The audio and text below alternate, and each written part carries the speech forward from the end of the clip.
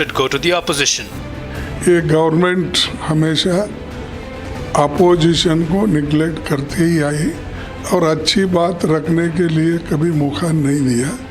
और जो जनता की तकलीफात है वो अगर पार्लियामेंट में हो, राज्यसभा में रखना चाहते हैं तो उसको कभी मौका नहीं मिलता, क्योंकि सरकार वो नहीं चाहती कि उनके जो फेल्यूर्स है लोगों को मालूम हो, तो इसीलिए वो लोग मौका नहीं देते और खुद ये सारी चीज़ें तय करती है government.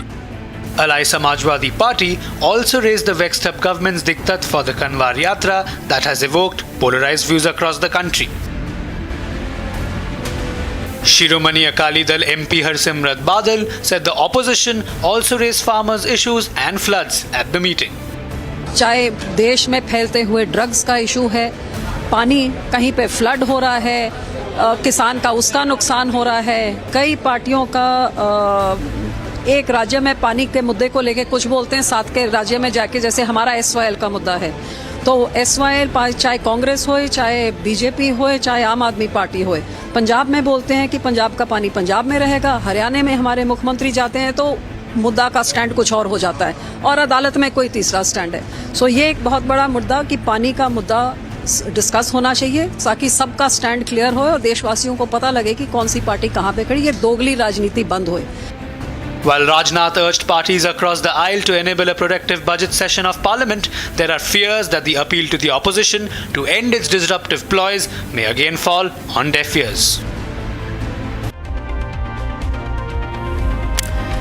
So the days of the NDA government are numbered. That's what Akhilesh Yadav claimed while he was sharing the stage with Mamata Banerjee in Kolkata. There was a born homie that was witnessed in the rally in Kolkata. Mamata Banerjee and Akhilesh Yadav launched scathing attacks on the BJP-led central government. In fact, Mamata, addressing a rally in Kolkata, asserted that the government is unstable and predicted its, what she says, imminent collapse. Take a look at this report. West Bengal Chief Minister Mamata Banerjee launched a scathing attack on the BJP-led central government, stating that it is not stable and can collapse anytime. Samajwadi Party Chief Akhilesh Yadav, who attended the TMC's Martyrs' Day rally in Kolkata on Banerjee's invitation, said the government will fall sooner or later. Mamata Banerjee congratulated Akhilesh Yadav and slammed the BJP government. Bengal का साथ मैं चाहती हूँ हिंदुस्तान का relation अच्छा हो।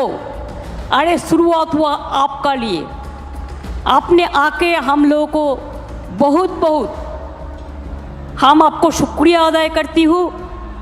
हम आपको पार्टी को, समाजवादी पार्टी को पहले अभिनंदन करने चाहूँगी कि यूपी में जो खेल आपने दिखाया, अभी तो बीजेपी को रिज़ाइन करना चाहिए था, लेकिन उसको शर्म कम होता है। आपको थोड़ा से दिन इंतज़ार करने पड़ेगा, लेकिन आपका साथ मैं सहमत हूँ कि दिल्ली में जो गवर्नमेंट एजेंसी लगा के, इलेक्शन कमीशन को लगा के, डरा के जो गवर्नमेंट ले आया, वो स्टेबल गवर्नमेंट नहीं है। कोई भी दिन हो जा सकता है, जैसे कभी धूप आता है, बारिश होता है, उसका बाद ऐसे बहुत दिन हो गया। Enough is enough. She also said that their fight will go on. अपन को मिटा दिया, हम नहीं करेंगे, हम लड़ेंगे और हम ये विश्वास करते हैं कि हम विश्वास करते हैं रोशनी चाँद से होता है, सितारों से नहीं, मोहब्बत तृणमूल से होता है और किसी से नहीं। खुद ही को कर बुलंद इतना कि हर तकदीर से पहले खुदा बंदे से खुद पूछे, बता तेरी राजा क्या है। Samajwadi Party Chief Akhilesh Yadav also took a jibe at the BJP. आप लोगों ने मिलकर के यहाँ मुकाबला किया, बीजेपी को हटा दिया, पीछे छोड़ दिया, यूपी भी आपके साथ रह करके पीछे छोड़ दिया।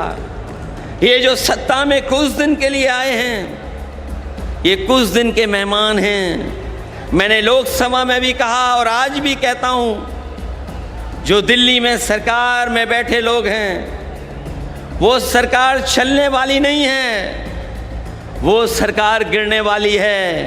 और हम और आप लोग देखेंगे एक दिन कि यही सरकार गिरेगी और हमारे आपके लिए खुशियों के दिन भी आएंगे। Mamata Banerjee went on to speak about the composition of women MPs in the Trinamool Congress. গোলাবা ইলেকশনেও জিতিয়েছেন, এমপি ইলেকশনের সাথে সাথে। আজকে গর্ব করে আমি মা মাটি মানুষকে কৃতজ্ঞতা জানাচ্ছি। মনে রাখবেন, বাংলা একমাত্র জায়গা যেখানে আমাদের ইলেক্টেড মেম্বার হচ্ছে পার্লামেন্টে 38%। The BJP said that the TMC should introspect on the authoritarian underpinning that's shaping the political landscape in Bengal. It's ironical that the left parties today are in alliance with the TMC in the Indie bloc. But today should be not just a remembrance day for the martyrs, but an introspection day for TMC. Because today TMC has become even more repressive, more authoritarian, and more violent than the left regime of 34 years of West Bengal. In fact, today the manner in which Ma Mati Manush has been replaced by Bhashtachari Bachao, Balatkari Bachao, Bum Blast Karne Wale Ko Bachao. Whether it's Sandesh Khali, whether it's Uttar Dinajpur, whether it's Howrah, and all of these actions against women have been justified and defended by no less than Mamata Banerjee. And therefore today it should be a day of introspection, not just a day of remembrance. As tensions escalate and alliances strengthen, will Mamata Banerjee and Akhilesh Yadav's bold assertions pave the way for a significant shift in India's political landscape?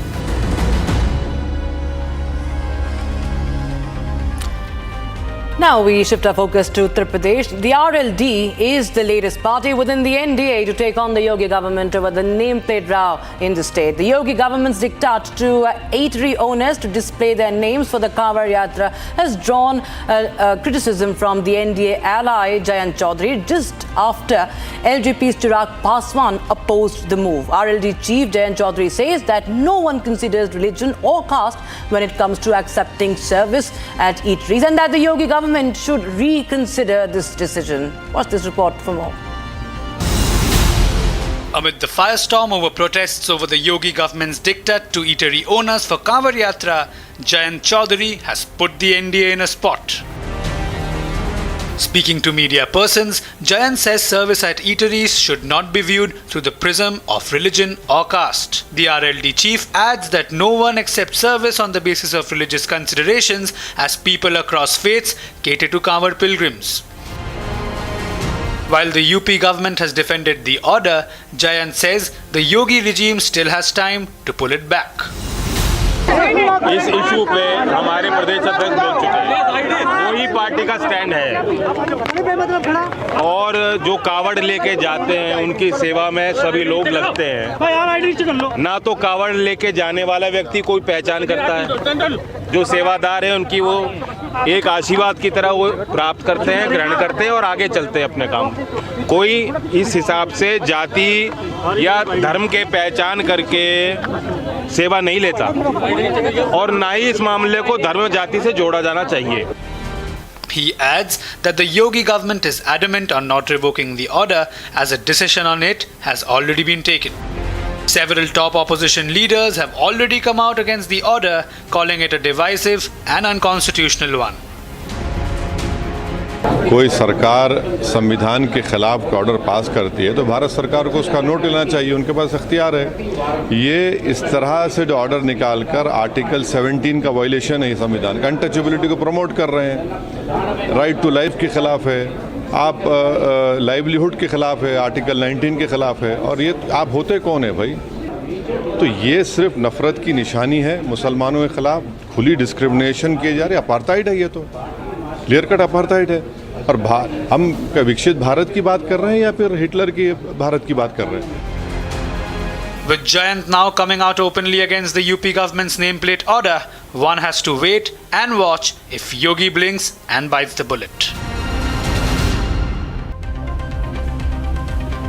Now, the centre-wise publication of the NEET-UG results has raised fresh concerns over glaring scoring anomalies, as the number of aspirants scoring over 600 at select centres in Rajasthan and Maharashtra have been found to be way more than the national average. Watch this report to know the latest. The centre-wise publication of the NEET-UG results has raised fresh questions on the sanctity of the exam's conduct. Over 75 NEET-UG aspirants from each exam centre in Rajasthan's Sikar have scored more than 600. At some centres, as many as 150 aspirants scored over 600. A deep dive into the centre-wise results show that the number of NEET aspirants scoring 600 plus in Sikar is way above the national average. The Central Bureau of Investigation have arrested students who not only belong to the medical field but also from the engineering field, who were trying to be a part of the paper solver gang. And in this now, a wide nexus is being exposed of how actually this paper nexus gang was operating. With the Supreme Court directions, the NTA has also revealed the district-wise and center-wise data on the marks that were scored by the students, and this has led to more controversy, with students and petitioners now pointing out that how specific centers in certain districts like Sikar, Latur were being given undue benefits. At a centre in Aravali Public School, over 90 out of 942 candidates scored over 600 and 7 above 700. Similarly, the percentage of aspirants scoring 550 plus in Maharashtra's Latur is 9.58%, which is way above 6.17% overall.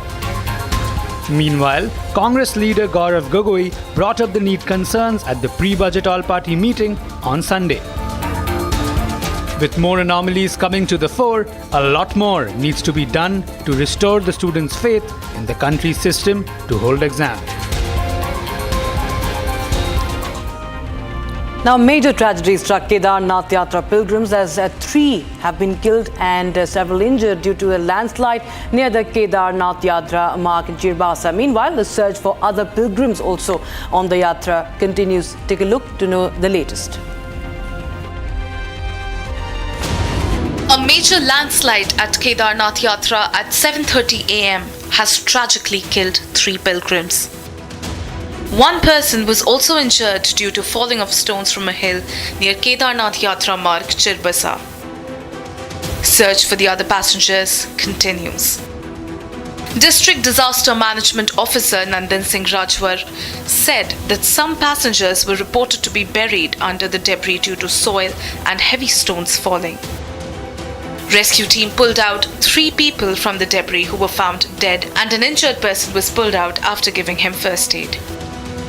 Information is being collected about the 3 deceased persons as to which state and place they had come from to visit Kedarnath. The injured person is being treated after being admitted to the temporary hospital built on the Kedarnath Yatra mark. Teams of NDRF, DDR, YMF administration are engaged in relief and rescue on the spot. As of now, the situation is under control and the route of the Yatra has been slightly changed, keeping in view of the relief and rescue operations. Now, viewers, the Nipah virus is haunting Kerala once again, and after this outbreak has been reported in Malappuram of Kerala, the Health Minister of the state, Veena George, says that the state is fully prepared to tackle the issue. This comes right after a 14-year-old boy tested positive for Nipah and also lost his life. It was 19th of May 2018 when the first case of Nipah virus broke out, and before we knew, there were 19 deaths. It made a comeback in 2021, then it was back in 2023, and this time in 2024, Kerala Health Minister Veena George on July 20th confirmed yet another Nipah infection in a 14-year-old boy from Malappuram district. As per sources, a team of doctors from Australia are coming to treat the boy who is currently on ventilator. George emphasized that precautionary measures have been swiftly initiated in response and that contact tracing is currently the primary focus of their efforts. Malappuram ജില്ലയിൽ നിന്ന് Nipah suspect ചെയ്ത 14 വയസ്സുള്ള കുട്ടിയുടെ sample ഫലം NIV Pune സ്ഥിരീകരിച്ചിരിക്കുകയാണ്. അത് Nipah പോസിറ്റീവാണ്. അപ്പോൾ ഇപ്പോൾ ആ സ്ഥിരീകരണം ലഭിച്ചിരിക്കുന്നു. അപ്പോൾ തീർച്ചയായിട്ടും ഇനി ഇതിനനുസരിച്ചിട്ടുള്ള, ഞാൻ നേരത്തെ മീറ്റിങ്ങിന് ശേഷം സൂചിപ്പിച്ചതുപോലെ, ഇതിനനുസരിച്ചിട്ടുള്ള നടപടിക്രമങ്ങൾ, പ്രത്യേകിച്ച് കോൺടാക്ട് ട്രേസിംഗ് വളരെ വളരെ പ്രധാനപ്പെട്ടതാണ്.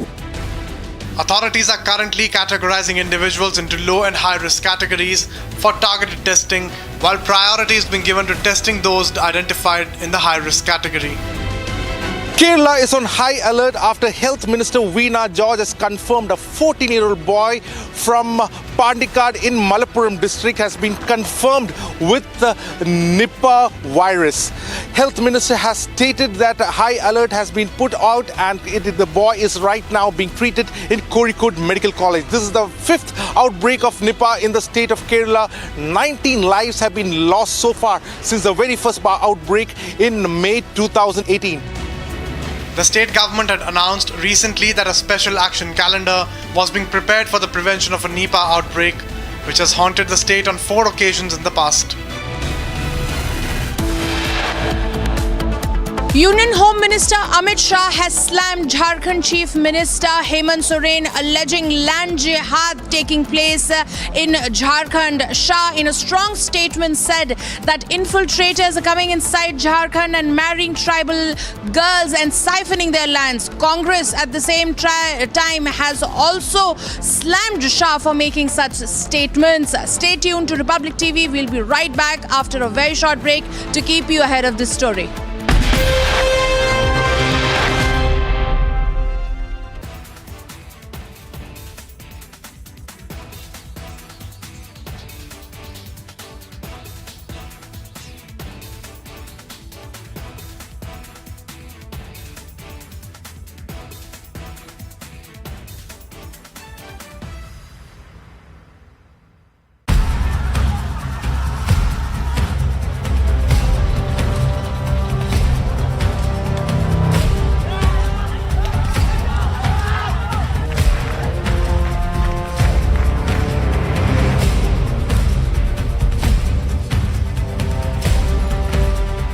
বাংলাদেশের বর্তমান পরিস্থিতি যদি আমরা দেখি, বাংলাদেশে এখন মনে হয় না কোনো মুক্তিযোদ্ধা ছেলেমেয়ে চাকরি করার বয়সে আছে।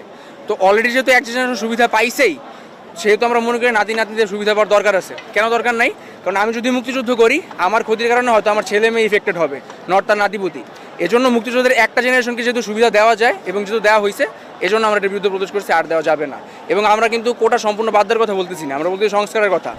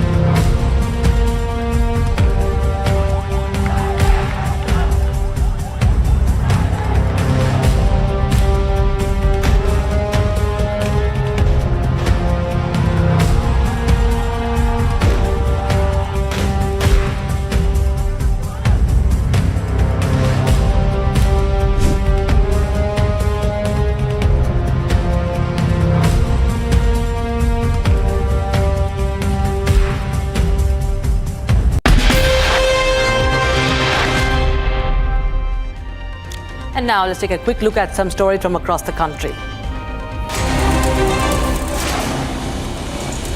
Army Chief General Upendra Dwivedi has held a meeting with Jammu and Kashmir Lieutenant Governor Manoj Sinha today to discuss the prevailing security dynamics in the region.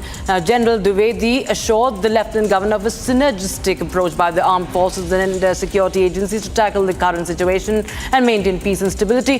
He also chaired a high-level joint security review meeting in Jammu, focusing on thwarting the designs of terrorists and anti-national elements.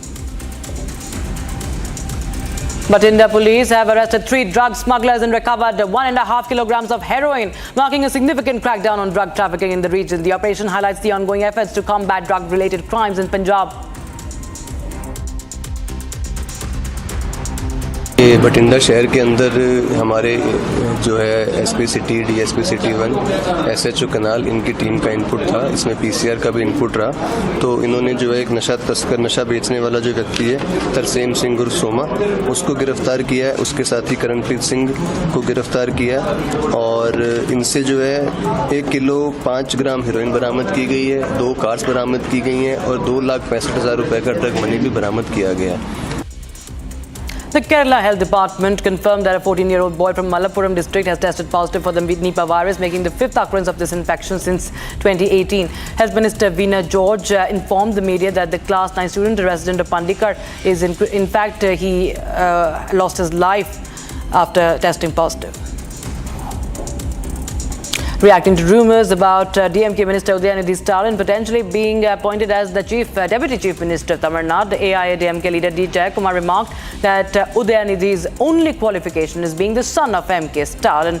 And Jayakumar further claimed that Udayanidhi is the de facto CM, questioning why MK Stalin cannot appoint one of the senior members in the party instead, labelling the situation as dynasty politics. Naturally, qualifications should be. The qualification to Udayanidhi, that too, the son of the Mr. Stalin. That is the main qualification. No other qualifications.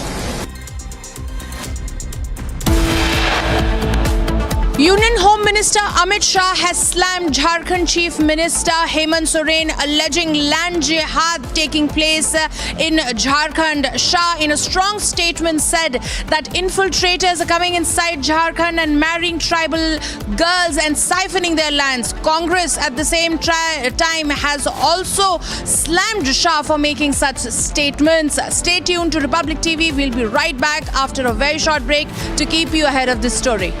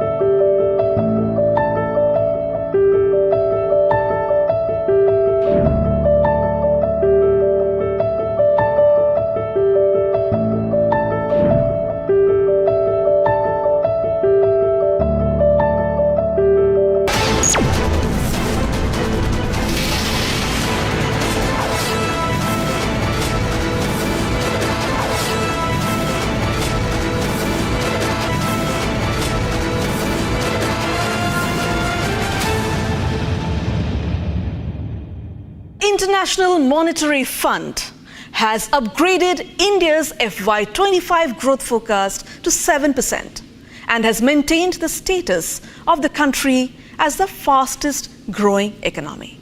The IMF has also highlighted risks related to inflation, currency volatility and trade tensions, emphasizing the importance of prudent policy decisions and multilateral cooperation.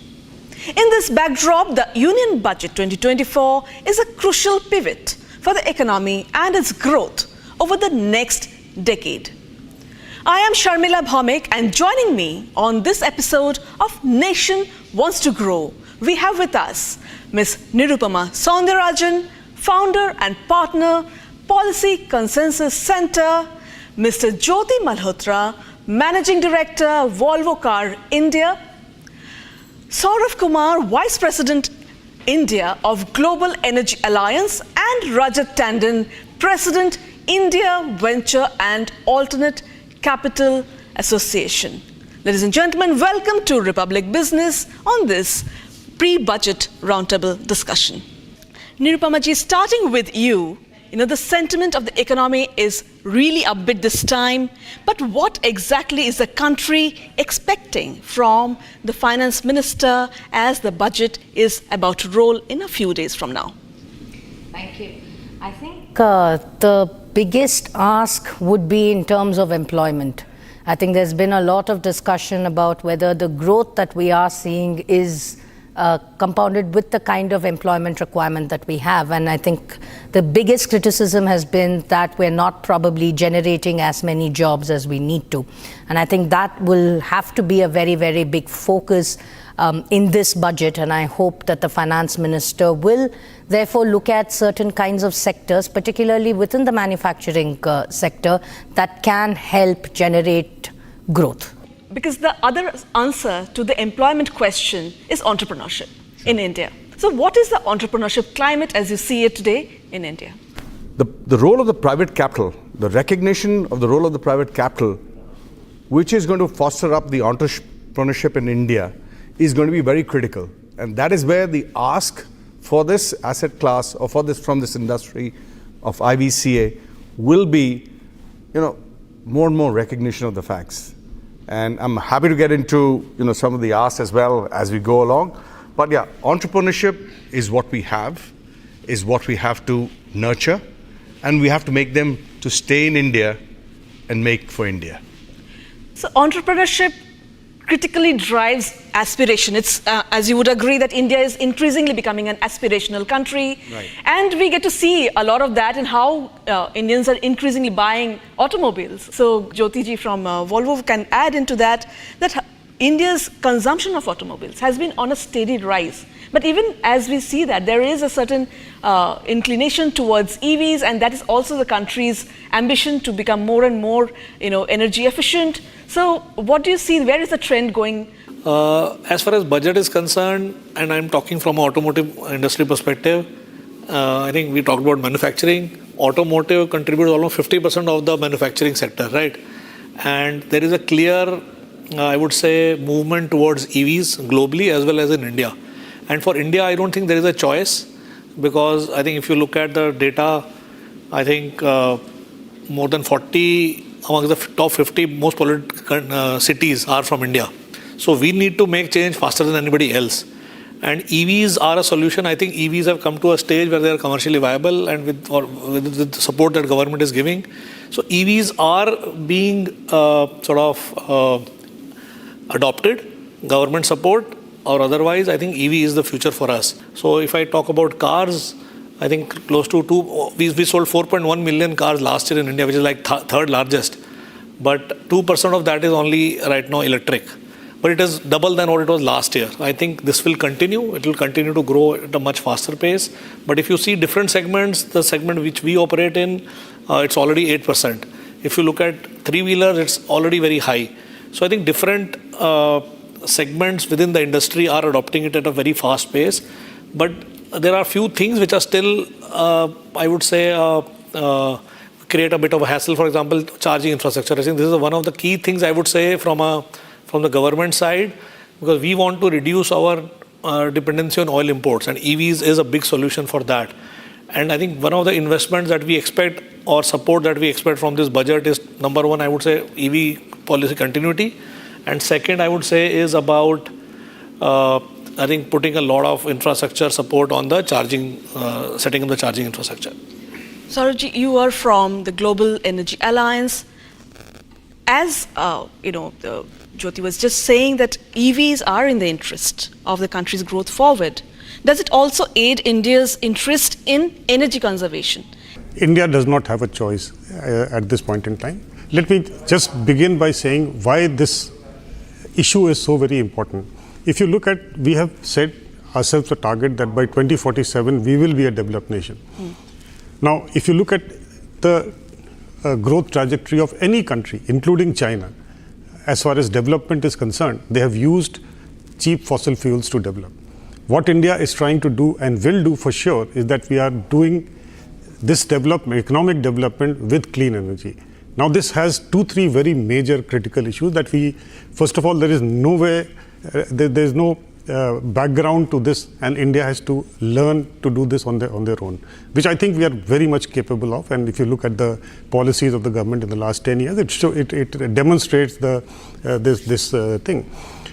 Number two, we also need to make sure that we become a role model for the global south. And I'm absolutely conscious that, positive that this will actually create a new paradigm for all the global south to follow. So India, as we know, that has the advantage, as you just said, that, to not replicate the errors of the West. So, and along with that, energy, I perceive that, sustainability in its goals and where it outlays its capital is important, and we have the time. Nipah, where do you think, even as our capex has been very liberal over the last couple of budgets, where do you think the government should concentrate? See, I think in terms of allocation, it is very clear. You still need your main manufacturing sectors, which are going to be, in terms of infrastructure, your roads and your ports and all of that. And I don't think you're going to see any change there. But in terms of new infrastructure, I would have to actually agree with Saurabh here. Because you see, when you're looking at growth, we already have a target of net zero by 2070. So I think to transition from, being carbon, well, at least towards a more carbon neutral kind of infrastructure will be important. Another thing, Rajat, and startups are already giving this feedback for some time now. We're not taking this seriously enough. Even as India is speaking, India is very ambitious about its technological growth, and you may be witnessing it very closely. Do you perceive there is a lot of skill gap? There is a lot that we need to do in addressing, in skilling our young manpower? So I think it's all a package, right? So first is the availability of capital. And what we have to recognize right now, while your markets today, the public markets are getting close to about $6.5 billion per year, the private capital is close to about $30 billion, $30 to $40 billion, right? Which is absolutely required for development in this country. So funds is not a problem, is what you're saying? Funds is not a problem, but we still have, in terms of the opportunity to get funds more is what we need to look at, right? So now in terms of what we need to do is, there are certain elements which we need to take place that first, the understanding that this particular asset class is very much part of the ecosystem growth, right? So the nation development activity is being taken place.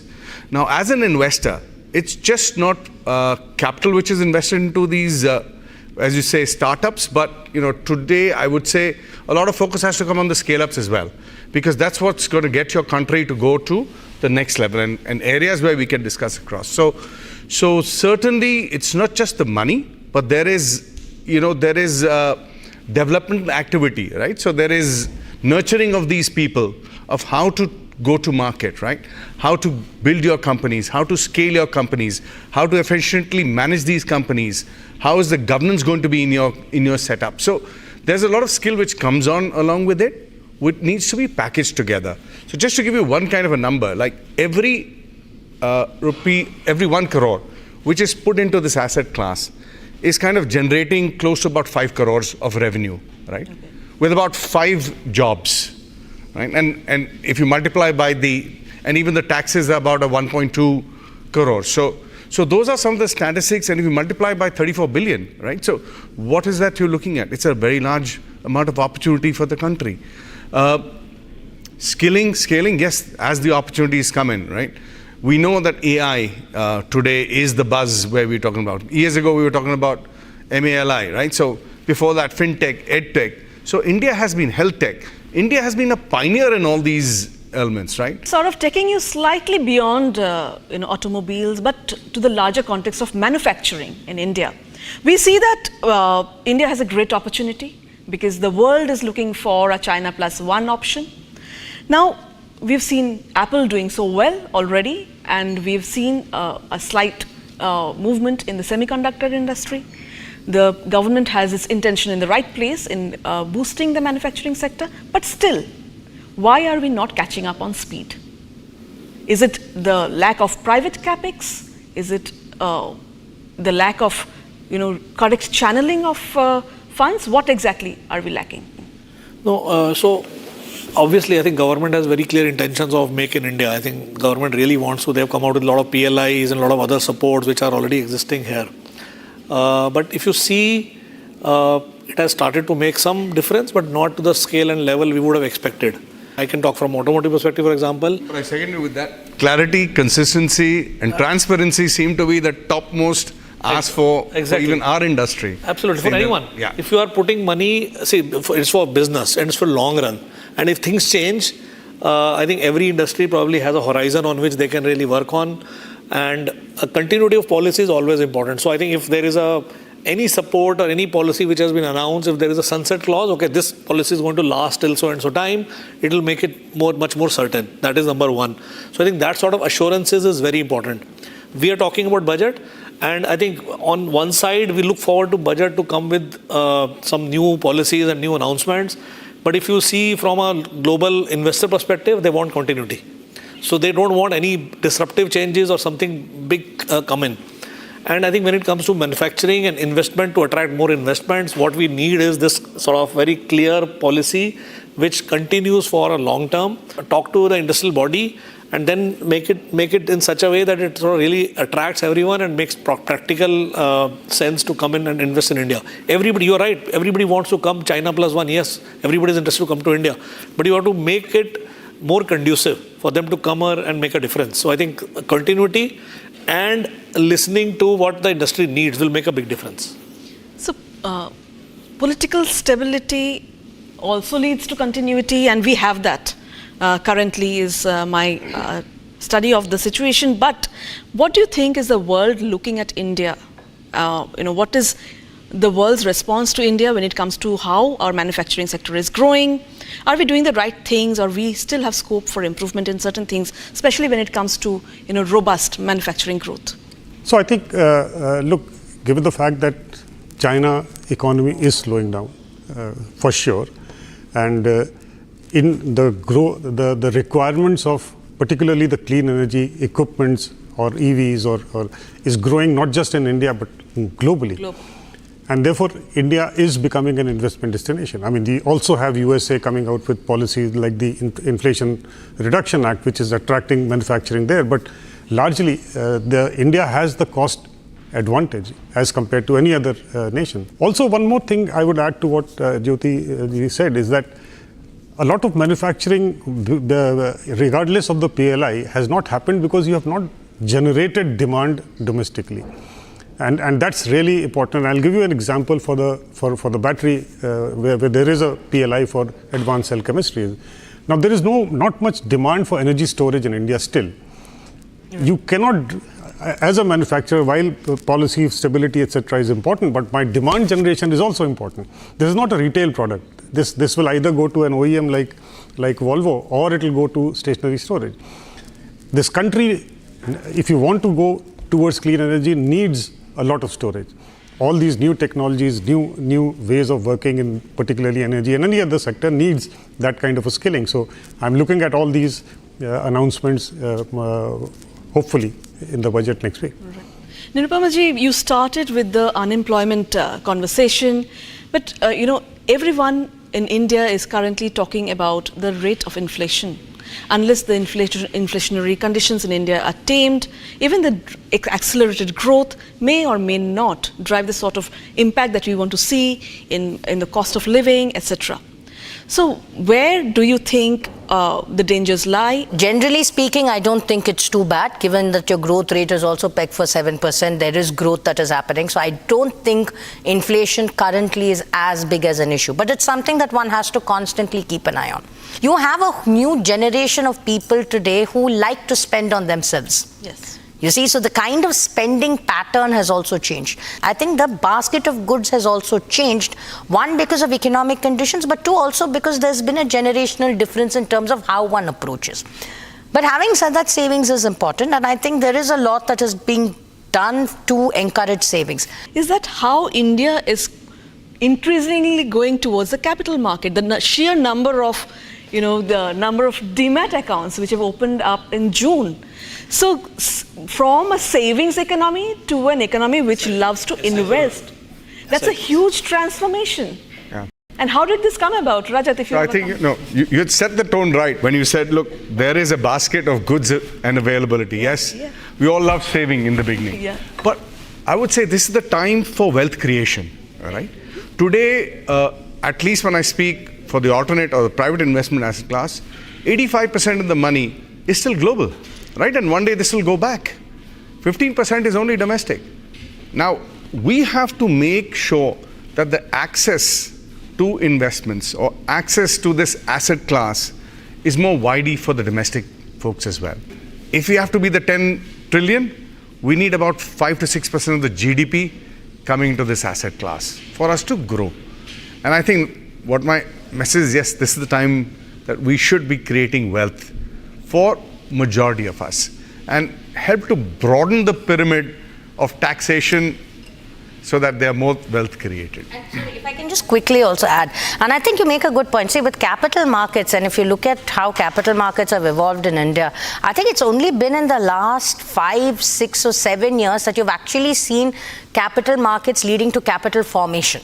Right. In the sense, it's moved beyond just trading and, wealth creation at that level to a larger perspective. And I think that's also important from funding growth in India. You see, for growth to happen and for funding to actually take place, we're still an economy that largely depends on banks. It's beautiful to see the Indian markets overall, the economy maturing so well and immediately showing its impact in the aspirations. So everybody in the manufacturing sector or in the consumer sector are saying that people in India are now keen on a premium experience because the wallet size is good and they don't mind shelling the extra buck for a good experience, and who better can shed some light on that than you, Jyoti?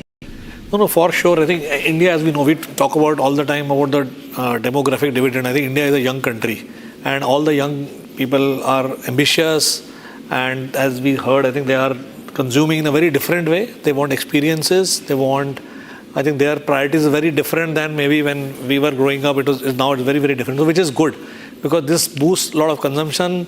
Aspirations means that more demand generation will happen on different segments.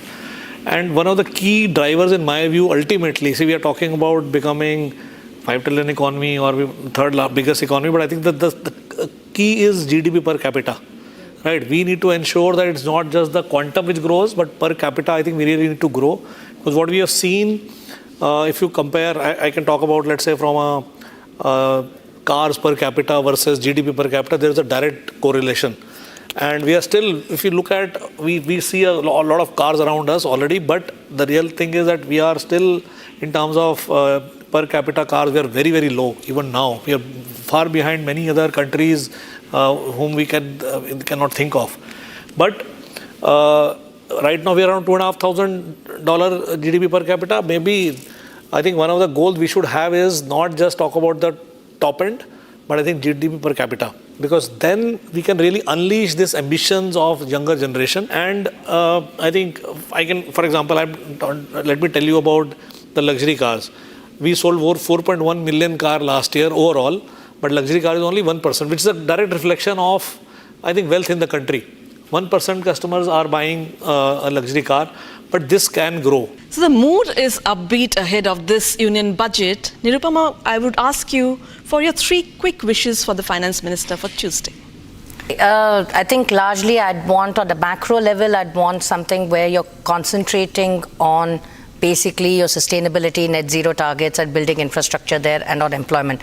Very specific 2 things that I want, which I think are important from a sector-wise. One is I want the government to look at your crypto and virtual digital asset sector a lot more in detail, especially creating a risk regulatory framework, because that has a direct impact on your Web3 technologies and what we can do them. Correct. The second, because it's an area of interest that I have looked at, which is gold and import duty on gold, and gold being such an important asset in India, I would really hope that the government now brings down the import duty for gold. Rajat. Firstly, I'll absolutely, be part of the discussion around, in the budget 2022, the Honorable Finance Minister had announced blended financing for deep tech sectors. So fund of fund structures should be created for that. Now it's been kind of coming to us. It's very important, whether it's for climate tech, space tech, defense tech, biotech, agri-tech.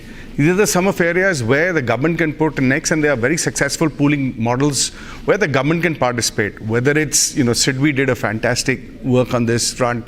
SRI, has also done a phenomenal work. So similarly, more opening up such fund-of-fund structures is just an ask from beginning. Jyoti. So first and foremost, obviously, I think government has had a clear focus on EV. I think I need that continuity. I think I was just repeating myself, but yes, I think EV policy continuity, there is a lot of, tailwinds or support which is there. I think that should continue without trying to suddenly change course and put some money or something else. So I think that's very important. And related to that, obviously, government has been, I think our government is known for building roads for the last few years. Continue to build roads because they are good for automotive, good for the economy. But I think within those roads, I think most of those new, we say that we are late in building roads, but we can now make them EV friendly. So I think I would say that India should now put aside a substantial budget, identify, let's say, 100 highways or 50 highways where we can set up 100 charging parks, which are like multi-theme, we have restaurants and charging and everything. So this range anxiety just goes away. I think that, and they are solar powered. So I think put some money for that is, I would say, something very, very important. And third, I believe, and I'm talking now from a larger perspective, I think we need to further support people who are buying EVs. As our viewers would agree that India is steadily aspirational and it wants to grow. And our panelists today join in that idea and have put forward some interesting points for the government of India as it begins to prepare to roll out the Union Budget 2024. Thank you for watching. Nation Wants to Grow. Please stay tuned for more interesting news right up.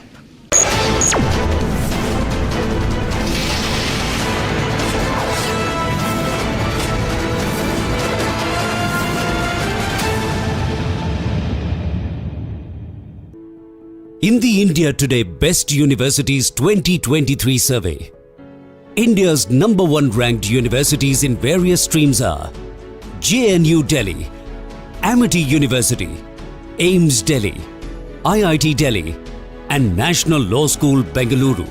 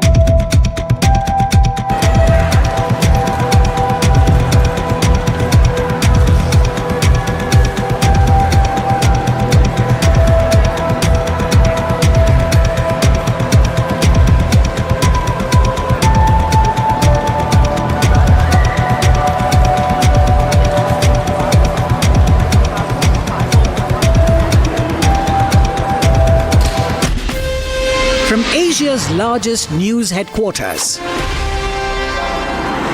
setting the agenda for Bharat.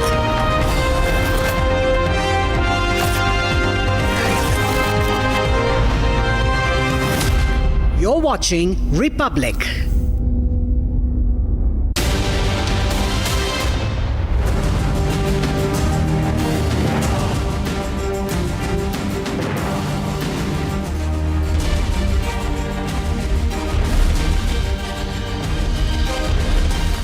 Good evening and welcome, friends, to this Sunday edition of This Is Exclusive, in which we are going to focus on a funny development that happened in the afternoon. BJP found out that the copy of the Constitution, which Rahul Gandhi is seen holding often these days, is a 2024 edition of a commentary on the Constitution by legal luminary Gopal Sankar Narayanan, which in its preface calls emergency a dark era. In fact, says that the Constitution forced Indira Gandhi to withdraw emergency, and that the Constitution itself is not a product of fantasies and wishful thinking of Nehruvian thought, but rooted in very Ambedkarite thought. And that's going to be our focus of this conversation. We are going to be joined in by guests on the other side of the headlines. Slipping into the headlines first. खेल में सारा political party के floor leader से उनका मत को लिया, सुझाव को लिया, हमने नोट किया और आग्रह भी किया कि हम मिल के बजट सेशन को अच्छी तरह से हम चलाएंगे. Parliamentary Affairs Minister Kiran Rijiju briefs media after a crucial all-party meet ahead of the budget session that begins tomorrow. BJP's Anurag Thakur launches a fiery attack on Rahul Gandhi. States Congress Party not only changed the constitution but arrested the entire opposition. Rahul Gandhi has not even apparently read even the foreword and the preface of the constitution copy published by the EBC, which he waives. Bangladesh top court orders 93% of the government jobs to be allocated on merit-based system. NTA releases center-wise data on NEET. Over 4,000 students scored 600 and above in Rajasthan's Sikar alone. Nipah virus returns to haunt Kerala. 14-year-old from Malappuram dies hours after testing positive. Samajwadi Party raises cover yatra diktat by Yogi government at all-party meet. Objects to display of name of owners along the yatra route.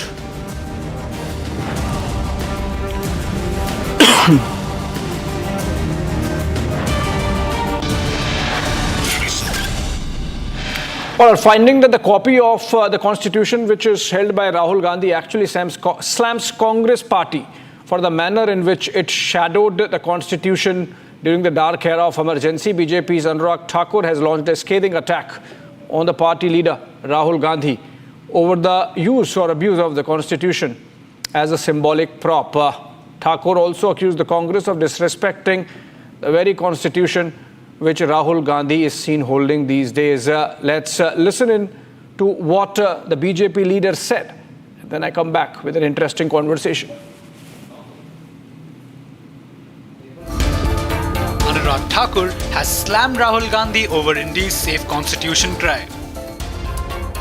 Shri Rahul Gandhi waving a copy of the constitution with him wherever he goes, both inside the parliament or at the public meetings. And this is the copy what he waves, jisko hilate rehte hain.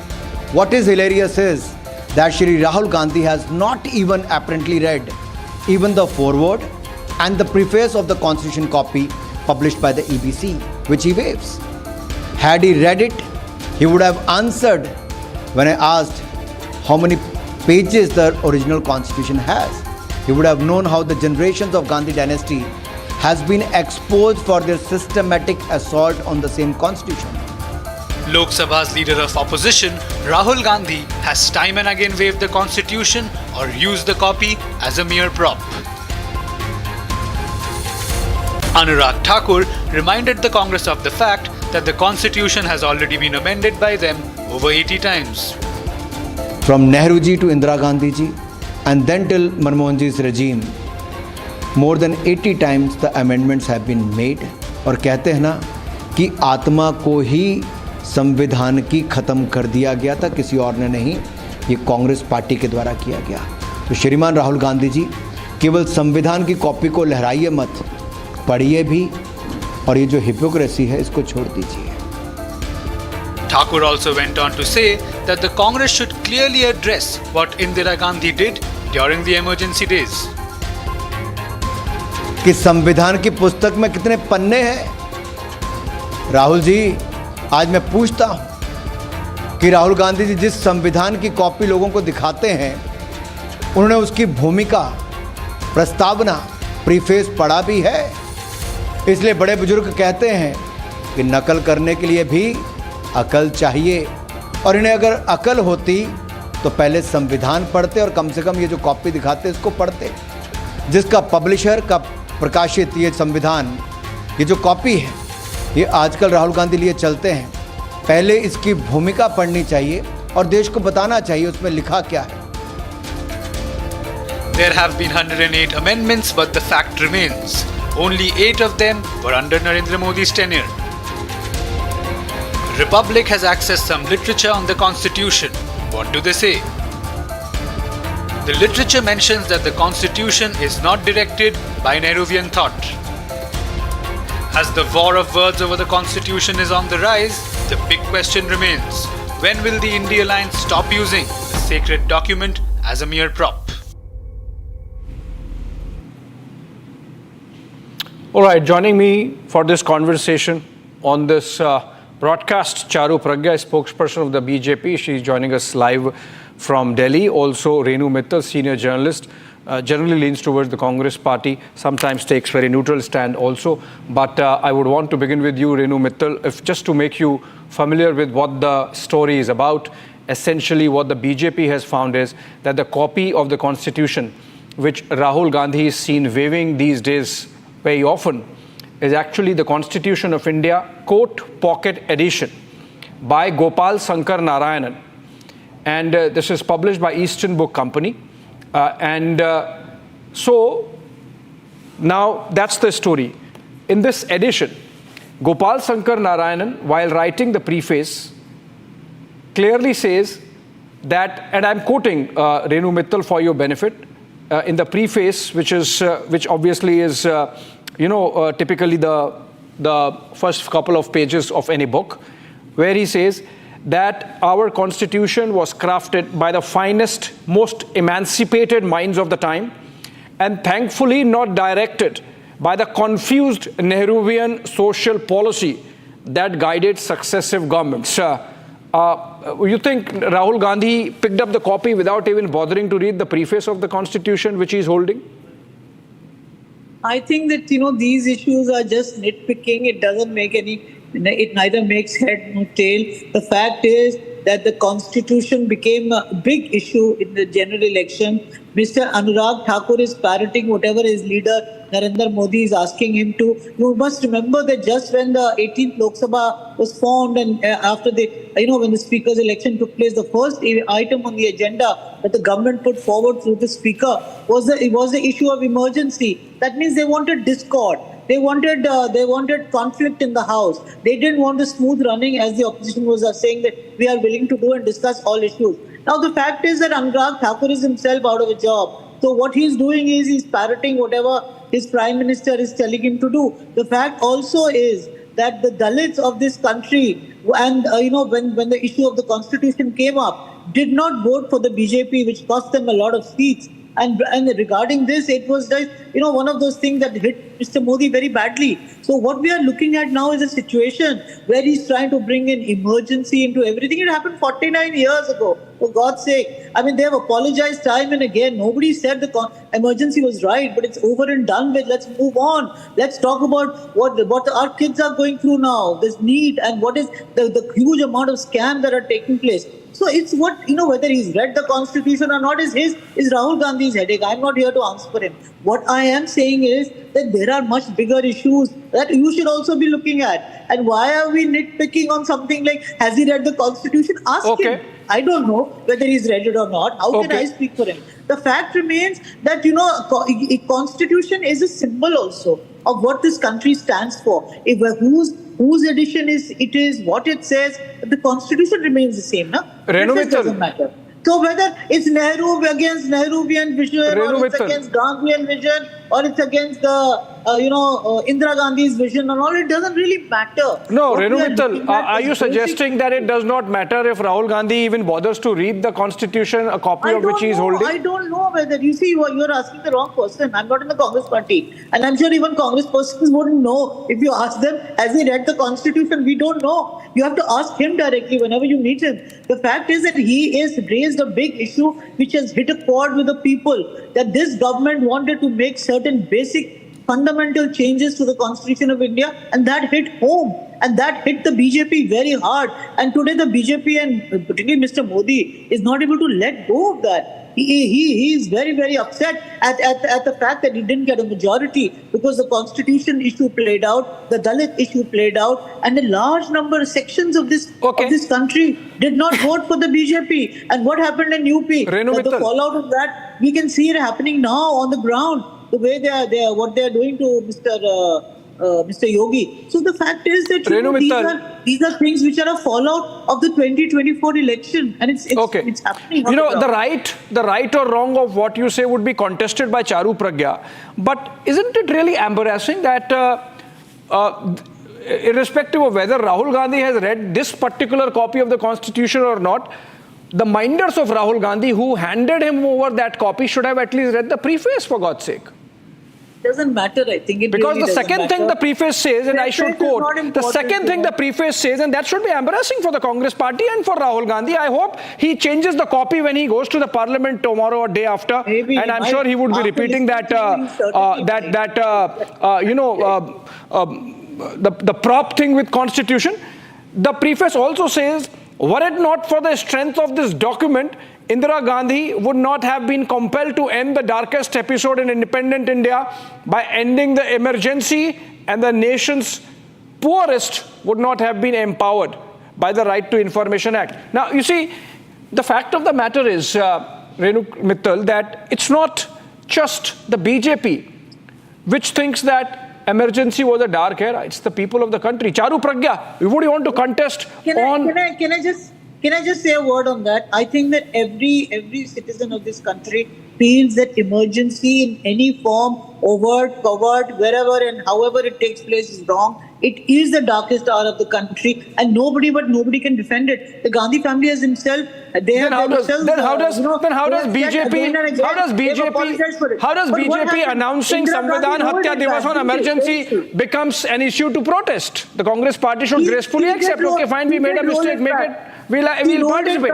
And she lost the election. After which she came back with a thumping majority. It's a different matter. But she did roll it back, and she did lose the election. And they have apologized consistently for it. I think nobody in this country can ever justify it happened due to whatever reasons Indira Gandhi had in her mind. And I think that it should never have happened. No government should ever do that to the people of the country. I, for one, will never defend it. And nor will anybody else, I think. Okay, Charu Pragya. The former minister, Anurag Thakur, senior leader of the BJP, said he found it hilarious. Obviously, it's hilarious. It's funny that Rahul Gandhi should be making that mistake. Is it a mistake? Or is it, according to you, proof that Rahul Gandhi does not even bother to read India's constitution? It's possibly one of the proofs, one of the evidences. Abhishek, brazen way in which the Congress conducts its politics is going beyond being merely hilarious. It has become nonsensical. It has become obvious to the people of this country that they have no idea what they are talking about. The very same copy of Constitution they keep waving about first talks of the emergency era that was got on by the Congress. It explains how our Constitution was changed over 80 times by UPA leaders, amended, and the first amendment in fact curtailed the freedom of speech and expression. It is this very constitution that the Congress wants to talk about today, which is being misused by the Congress party itself. So when they practice appeasement politics, when they stand against the Uniform Civil Code, when they go on and say that why is the Ram Mandir important, they forget that on the first page of the Constitution is a photo of the Ram Darbar. Our Constitution honors every single faith and astha in our country. They forget about all of that. And I'm not surprised, because quite honestly, Congress is the party that did away with the democratic election of its president in 1950 itself. And Nehruji insisted that he's not going to be a part of the working committee if he's not made the president. That's exactly how he went on to become India's first prime minister. So I don't think they understand the meaning of democracy. They don't understand the meaning of the constitution. In fact, in their most recent manifesto, Abhishek, they had boasted about changing the constitution and making the personal laws even stronger and stricter had they come to power. Thankfully, that has not happened. So forget about upholding the constitution. They go on and on about wanting to change it, and then for mere optics they wave around a copy that they've not even bothered to read the first 2 pages of. It's beyond hilarious, and I think it is shameful for our country that the leader of opposition, and let's also remember this is the first time in 3 terms that India even has a leader of opposition. This leader of opposition has not bothered to read the first 2 pages of the very copy he waves around every single day. It shows our democracy in a bad light. It shows Congress in a bad light, and it tells the people of this country that our opposition is not here to create constructive checks and balances. It's here to create only ruckus and nothing else. Beyond positions, Renu Mittal, this should be a little embarrassing for Rahul Gandhi. Look at the forward of the same book, which is written by K.K. Venugopal, another legal luminary. He is former Solicitor General of India. Now it quotes from the emergency era, Renu Mittal, the forward, and says that the then law minister on 20th October 1976 issued a stringent warning to the judges of the Supreme Court, and I quote, "An atmosphere of confrontation was sought to be created by those whose duty it was to see that they did not encroach upon the field which did not legitimately belong to them." Perhaps the then law minister must have been indicating towards the position that Justice Khanna took. But you see, it goes on to quote further that if even after the amendment confrontation continues, then I think it's going to be a bad day for judiciary. There is almost an element of threat by the law minister to the topmost, the judges of the topmost court of the country. Imagine something like this happening today. Renu Mittal, what would be your position? See, what you're going into is something which is very irrelevant. How is it irrelevant, Renu Mittal? This is part of the constitution which Rahul Gandhi is holding. How is it irrelevant? Can you please let me finish? Rahul Gandhi says the country should be run by the constitution. The copy he's holding says that it was the Congress party which really broke the letter and the spirit of the constitution during the era of emergency. Of course, that's why it's called an emergency. Because it put aside the constitution. That's why it's called one of the darkest days. That's why nobody is able to defend it, and nor should anybody defend it. So what we are talking about is not the constitution. The constitution of India remains as it is. You're talking about a preface, you're talking about a forward. How does it matter? The fact is that Rahul Gandhi, what he has done, it matters so far as the optics are concerned, Renu Mittal. But what exactly has happened to them? Okay, one by one. One by one. What you're talking about is something that's totally, it's on the margin. It's on the sideline. It is not, Renu Mittal. It's bad optics. It's bad semantics. It shows Rahul Gandhi in poor light. It shows Rahul Gandhi in poor light, Renu Mittal. And it's something which his minders, his handler, I don't know, his minders, people who are assisting him in his office should have told him up front. Bangladesh or whatever. He is reviving the constitution of India, which is what the whole election was about, and what the point. Yeah, I'll come to you, Charu. Okay, Renu Mittal, let Charu. Exactly what's happening. Okay, Charu. First of all, I find it very rich that anybody could be defending the fact that the emergency does not matter today. Yes, it matters. It has shaped the course of our nation, and we have to learn our lessons from history. Ma'am, asking you a very direct question. Renuji, hold on. Renuji, I have listened to you. I've heard you. Charu's turn. Let Charu complete. Okay, please carry on. Have you bothered to read what was written in the Congress manifesto? It's a preface. It's a forward. They talked about changing the Constitution. Did you bother to read that? Did Rahul Gandhi bother to read that? One by one. The BJP which continues to live in the past. 49 years ago, what happened? You are hammering it because you have no other agenda. You don't have an agenda for the nation. Children are suffering because their exams have been hacked. Children are suffering. People are suffering. One by one, please. But you are talking about something that happened 49 years ago. Please give it a break, yeah. Get a life. Okay, come on. The nation is vibrant. The nation has life. Renu Mittal, the nation is a vibrant country. It's talking on the same subject again and again. I think he's so bored, he doesn't have a life. Respecting your age, I have been extremely polite. I am not talking of 50 years ago. I am talking of less than 4 months ago when the Congress party released its manifesto. Did you also not bother to read it like Rahul Gandhi? The fine point that Renu Mittal is... Why don't you talk about issues which pertain to the people? Okay, Congress is in the opposition, right? You're in power, so it's okay. Renu Mittal. Okay. No crosstalk. Renu Mittal, hold on, please. Renu Mittal, for God's sake, please, listen to me. Renu Mittal, listen to me. You see, the First Amendment, which was brought in by Pandit Jawaharlal Nehru, was in fact, or is seen as an attack on India's freedom of expression, in citizens of India and their freedom of expression. Press freedom. In fact, it was seen as a direct attack on press freedom. From the First Amendment to the time when emergency was brought in and the mini constitution brought in by way of 42nd Amendment, I think the Congress party has been guilty of having very benign contempt for the constitution that our constitution fathers gave to us. The copy being held by Rahul Gandhi mentions this fact that the constitution was not guided by Nehruvian fancies. I think that's something which Rahul Gandhi's minders should have taken note.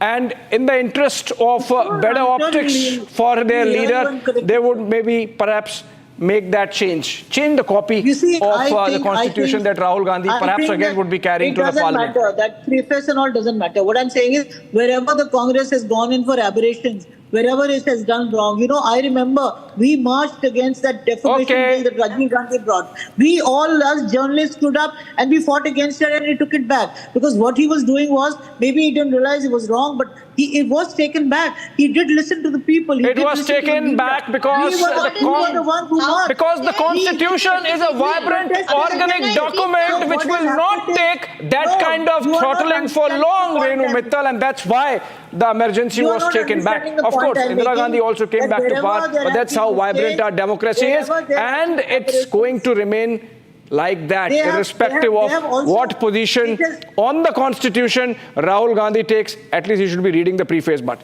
thank you so much, thank you so much, both Renu Mittal and Charu Pragya, for joining us for this very vibrant conversation, just as our democracy is. And on that note, I slip into a short break, and on the other side, I've been breaking. While student protests have always taken place in Bangladesh, it has got a rich history dating back to 1952, starting with the Bhasha Andolan. We'll have to look at it in the context of the changing situation in Bangladesh. Your assessment of the current situation. The quota issue is something that a lot of young people in Bangladesh are concerned about. A lot of young people are saying that is it necessary to have such high levels of reservation for government jobs, especially at a time when the economy is not doing so well. Bangladesh reserves 56% of all seats in government for various categories, 30% for descendants of freedom fighters, 10% for backward districts, 10% for women, 5% for ethnic minorities, and 1% for physically challenged. So from that perspective, students are saying this quota system has to be done away with.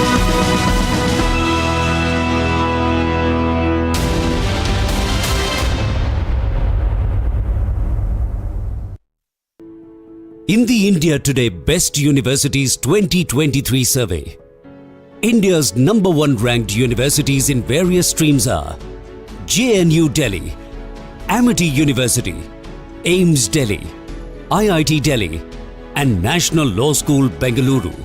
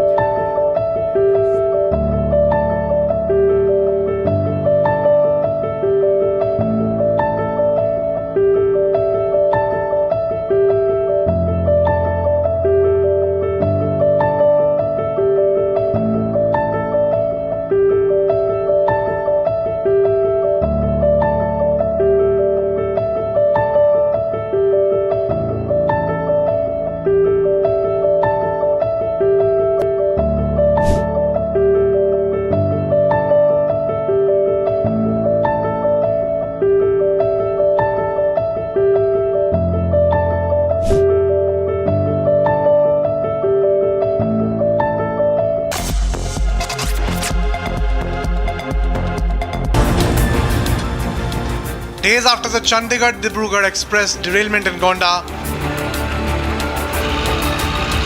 a goods train derailed on Saturday in Amroha yard of Uttar Pradesh's Moradabad district.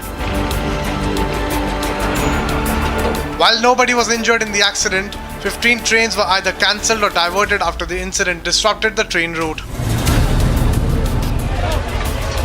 Crowd gathered to watch as restoration work began today morning. हम लोग दोनों line के साथ साथ काम कर रहे हैं, लेकिन हम लोग पहले डाउन लाइन को फिट करेंगे, उस पर ट्रेन संचालन शुरू होगा, उसके बाद अप लाइन को फिट करेंगे। जी सर, कब तक ये चालू?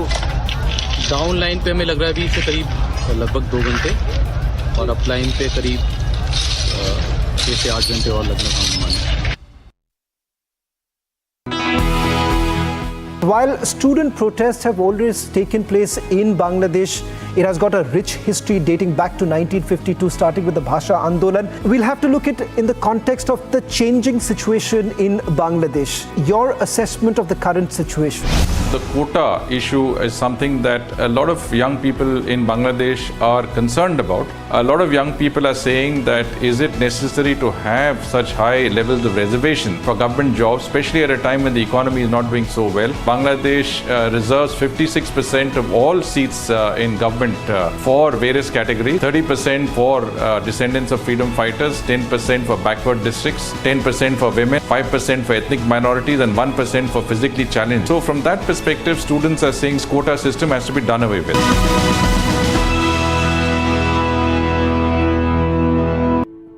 In the India Today Best Universities 2023 survey, India's #1 ranked universities in various streams are JNU Delhi, Amity University, AIIMS Delhi, IIT Delhi, and National Law School Bengaluru. Hotel Management with AI. Join International Institute of Hotel Management.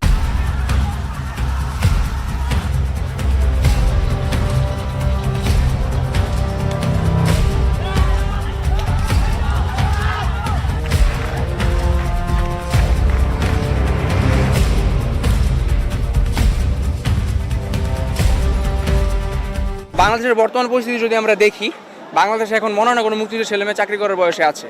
তো already যেহেতু এক generation সুবিধা পাইছেই, সেহেতু আমরা মনে করি নাতি নাতনিদের সুবিধা পাওয়ার দরকার আছে। কেন দরকার নাই? কারণ আমি যদি মুক্তিযুদ্ধ করি, আমার ক্ষতির কারণে হয়তো আমার ছেলে মেয়ে ইফেক্টেড হবে, নট তার নাতিপুতি। এজন্য মুক্তিযোদ্ধাদের একটা জেনারেশনকে যেহেতু সুবিধা দেওয়া যায় এবং যেহেতু দেওয়া হয়েছে, এজন্য আমরা এটার বিরুদ্ধে প্রতিরোধ করছি, আর দেওয়া যাবে না। এবং আমরা কিন্তু কোটা সম্পূর্ণ বাদ দেওয়ার কথা বলতেছি না, আমরা বলতেছি সংস্কারের কথা।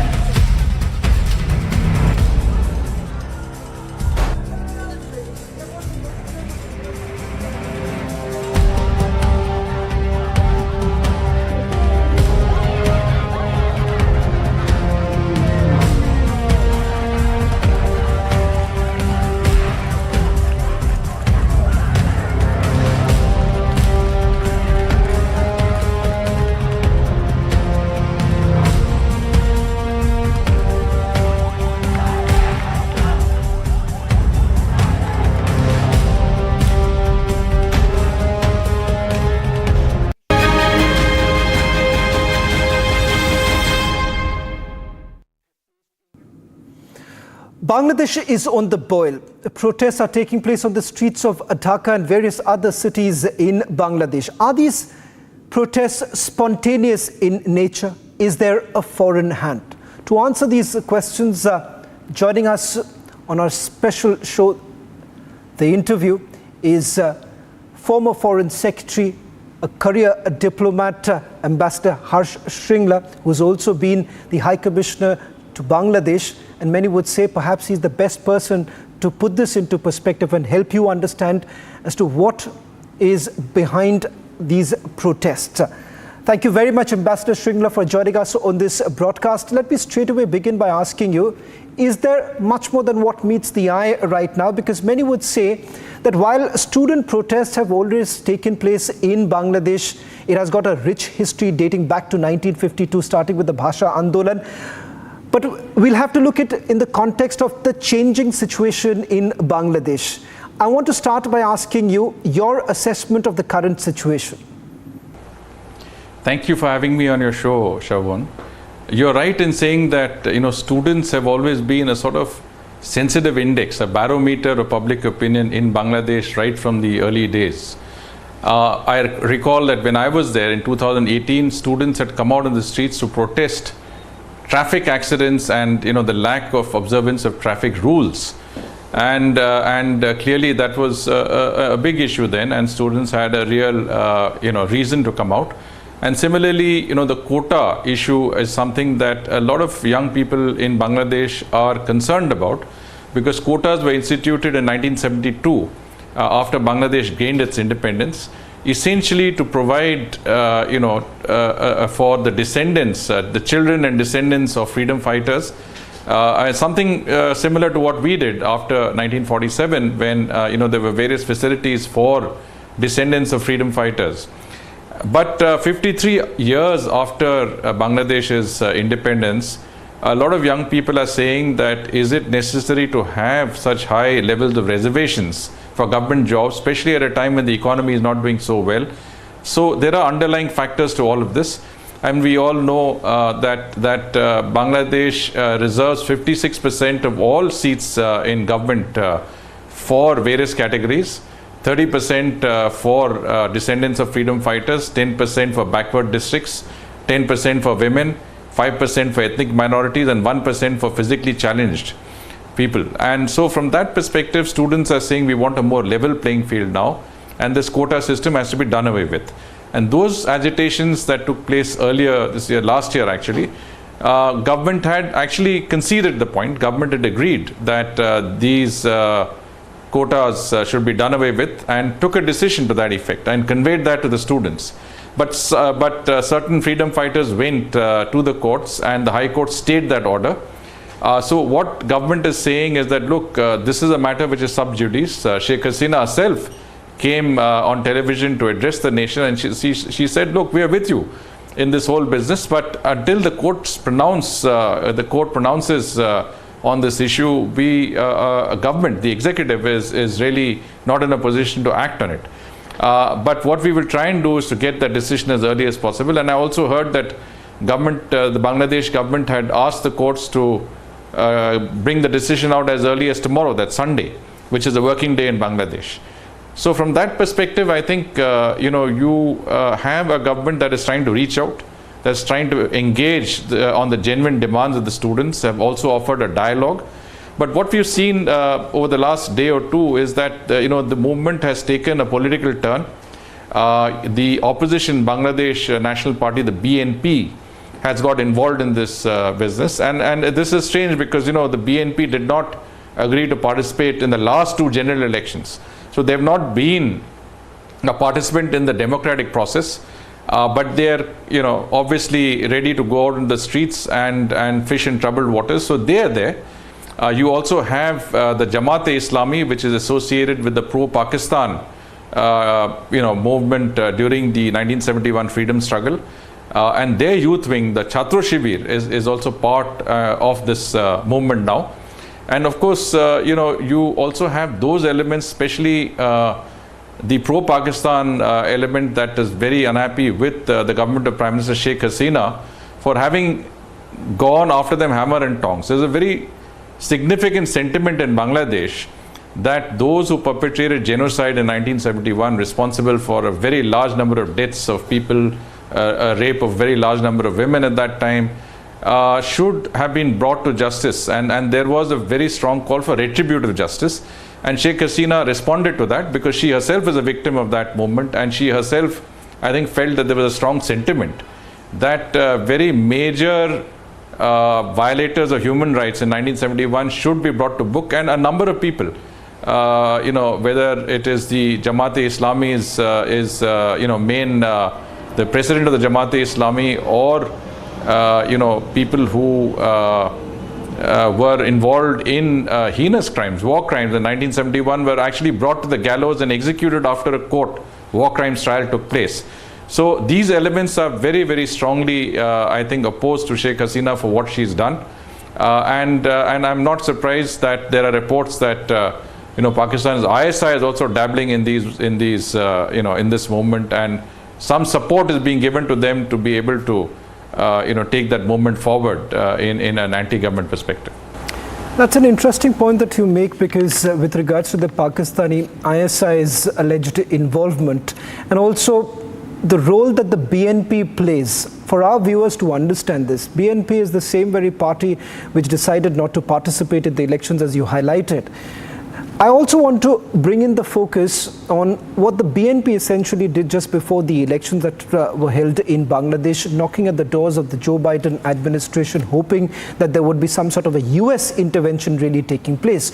Hence, the focus on foreign intervention, alleged foreign intervention in the current protests. I want you to help our viewers to understand why the BNP is more of a threat, a concern at this point in time, because they would largely benefit from an unstable Bangladesh at this point in time. Well, we have to first understand where the BNP is coming from. Because if you saw that, when they were in government, and, Khaleda Zia was in government from 2001 to 2006, they had actually openly encouraged anti-India insurgencies and terrorist groups to operate out of Bangladesh. These safe havens that were offered and the support that the BNP government offered them enabled them to wreak havoc in our northeast and parts of India bordering Bangladesh. And I think, support to terrorism, support to insurgencies is part of their makeup. And if you look at the fact that they not only refuse to participate in two general elections, but are always willing to come out to the streets to indulge in arson and violence, I think it is a characteristic that you can see from 2008, 2014, and possibly in 2019 also. And of course, their main leader, who's Tariq Zia, who's the son of Khaleda Zia, lives in London. So he's sitting in London, but he controls the party. He instructs the party on what to do with regard to the actions on the ground. And it is not surprising that they are supported by some very, very significant lobby groups, which I think are supported not just from Bangladesh, from elsewhere as well, from agencies that are elsewhere. And these lobby groups openly lobby the UK, the US, and other governments on the behalf of the BNP and the Jamaat, and of course try and bring as much pressure they can bear on Bangladesh. But our view has always been that you must participate in democratic elections in order to make that difference. I mean, not participating in elections, indulging in violence and arson, taking your issue to third countries and other elements that are outside your country is not conducive to democracy and the functioning of democracy in Bangladesh. Ambassador Shrigla, because there is a growing concern of foreign intervention. The reason being of what Sheikh Hasina just a few days ago had to also say, because, and I'm quoting this, she says this was something that she had told the alliance leaders, that there is a plot to carve out a Christian state like East Timor. And during the January 7th polls, Sheikh Hasina had alleged that a white man had offered her a hassle-free re-election in the 7th January polls, provided she allowed a foreign country to establish an airbase in Bangladesh territory. That's the reason why many would be worried at this point in time as to what's really happening in Bangladesh, and can we really ignore the possibility of a foreign hand? Well, I cannot comment on what is, seen as speculation. But I think it is clear that, obviously the country is subject to pulls and pressures from outside. Chinese influence has grown dramatically within Bangladesh.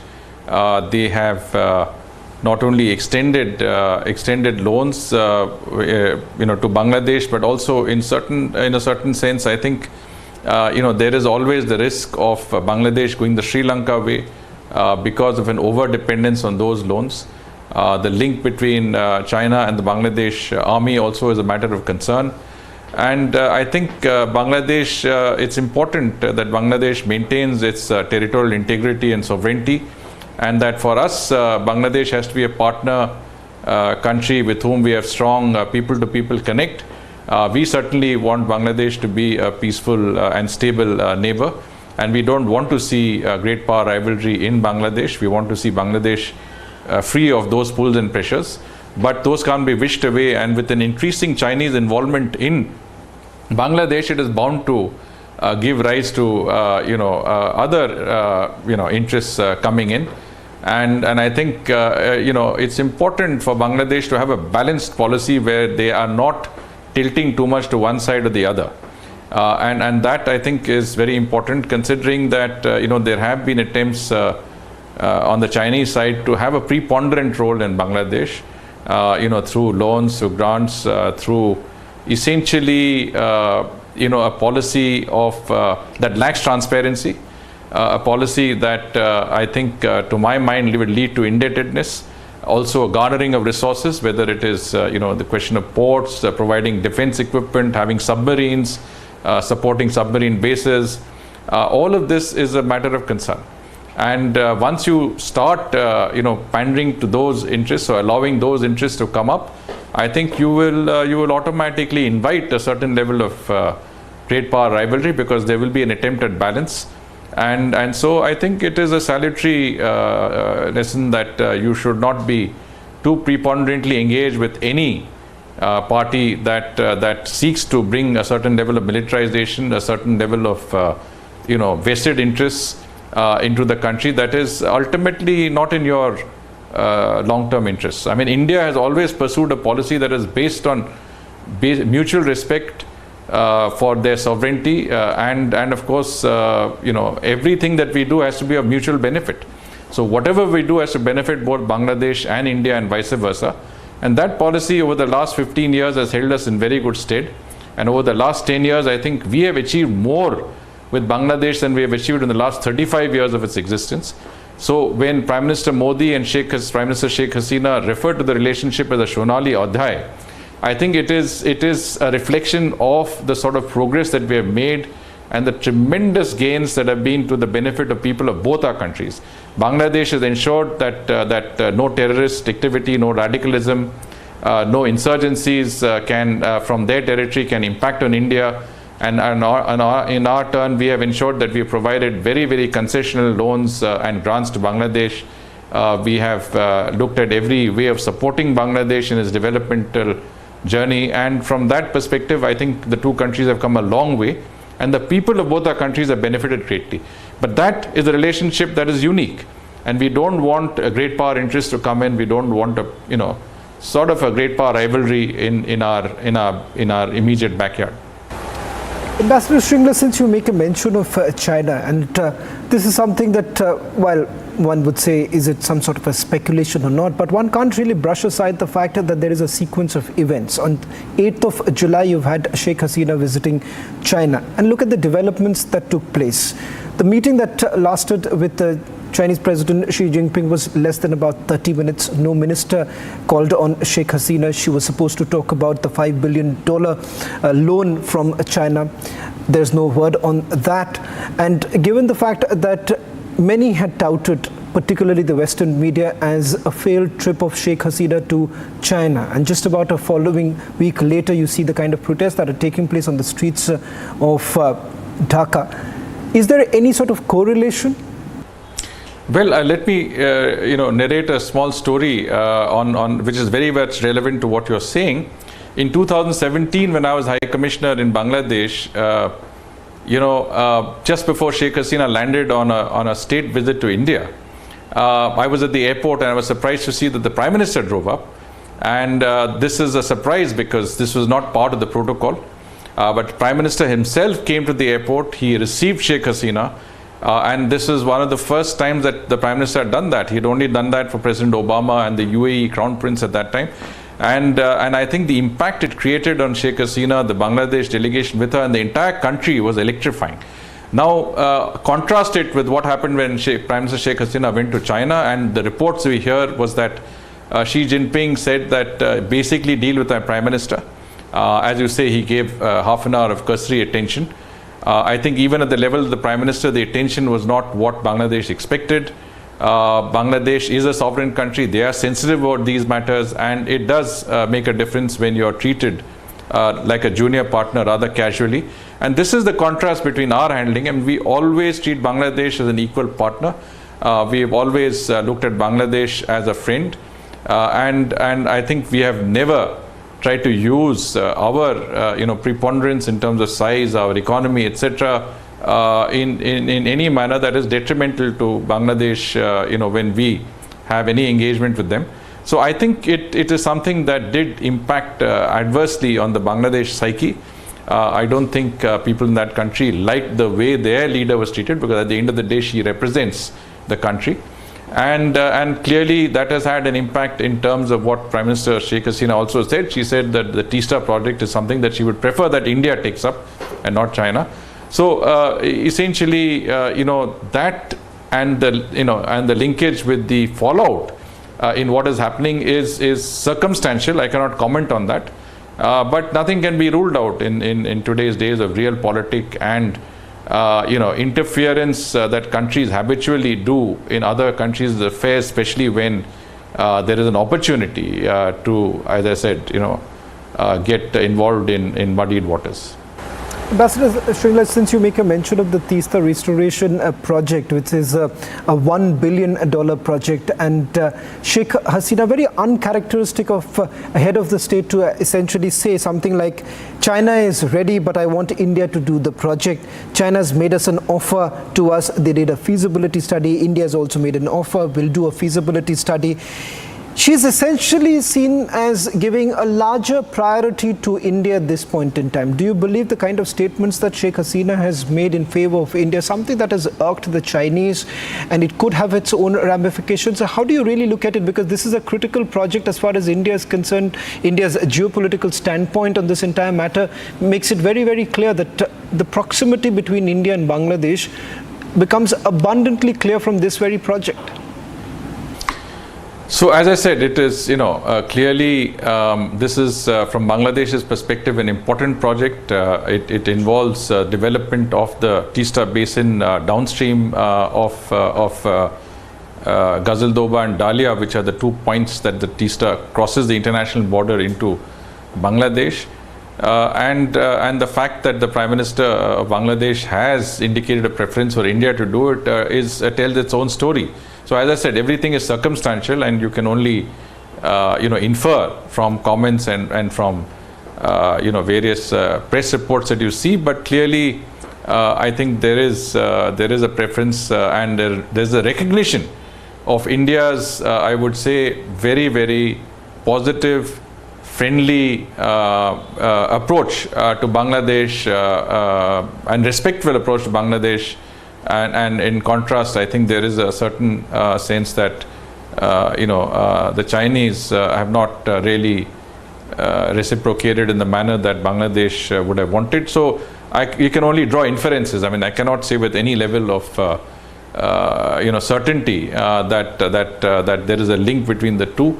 But clearly, coming back from China, Prime Minister Sheikh Hasina indicating a preference for India to do this project says a lot for the relationship that our two countries enjoy today. And our two prime ministers. The connect between the two prime ministers is also very important, and I know that Prime Minister Modi has an excellent relationship with Prime Minister Sheikh Hasina, and that really matters in interstate relations. Ambassador Shringla, many say in the circles here in the national capital that you've had a rich experience in Bangladesh. So there would be many stories, untold stories of your days in Bangladesh, your experience with the Prime Minister in Bangladesh. What is it that you can tell our viewers in terms of the personal relationship that Sheikh Hasina has shared with Indian leaders? A story that you would like to tell us? Well, some stories are best left untold. But the fact of the matter is that I have seen a very strong chemistry between Prime Minister Modi and Prime Minister Sheikh Hasina. When Prime Minister Modi visited Bangladesh for their 50th anniversary, when he was the chief guest at that event in 2021, he made it a point to visit Tungipada, which is the birthplace of Sheikh Mujibur Rahman and the family. It's like a very revered spot for the family of Sheikh Hasina. And there, the entire immediate family, I mean, Sheikh Hasina, her cousins, their children, her sister Rehana, the entire, sort of close knit family, which are descendants of Bangabandhu Sheikh Mujibur Rahman, were in that small room in Tungipada, and Prime Minister Modi was there. I happened to be there, and it was a very warm and convivial, I mean, like a familial sort of get-together, and I think that exemplifies in many senses the relationship not only between our two countries but between the two leaders. And of course, Prime Minister Modi, as I said, he made that exceptional gesture of going to the airport to receive Prime Minister Sheikh Hasina. I mean, you've seen so many international visits taking place. Where do you see heads of state, government actually going themselves to the airport? No protocol calls for it. But here was Prime Minister Modi, who was at the airport in 2017. He received Prime Minister Sheikh Hasina personally. There were about 250 people who came out of that aircraft, part of a delegation, and everyone absolutely wanted a selfie with Prime Minister Modi, and he was patient enough